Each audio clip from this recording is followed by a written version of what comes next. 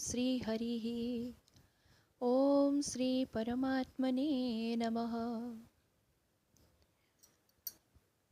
श्रीमद् भगवद गीता अथो पंचमोऽध्यायः कर्मसन्न्यास योगो। श्री भगवान उवाच। बंधुगण आसंत शुणिबा एहार दुईटी श्लोक ओ तार ओडिया रे भावार्थ।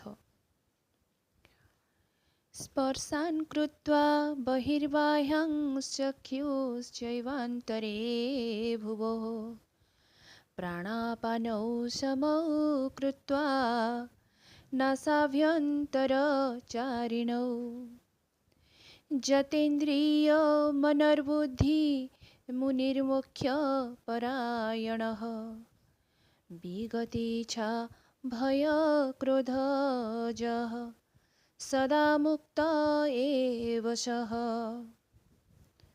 अर्थात बाह्य विषय भोग चिंतन न करी से सबु बाहरे ही त्याग करिदे एवं नेत्रर दृष्टि भ्रूद्वयर मध्यवर्ती स्थान रे निबद्ध करी नासिकाद्वयर अभ्यंतर रे विचरण करुथिबा प्राण ओ अपान वायु को समगति कराई जेउ मोक्षपरायण मुनि मन बुद्धि ओ इंद्रिय मानंकु संयत करिथांती इच्छा भय ओ क्रोधरु रहित होइथिबा सेही मुनि सर्वदा मुक्त ही अटंती।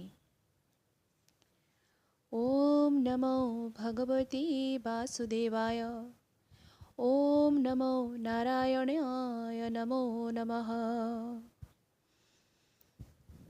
रहिली आपणकर प्रिय एक भक्त।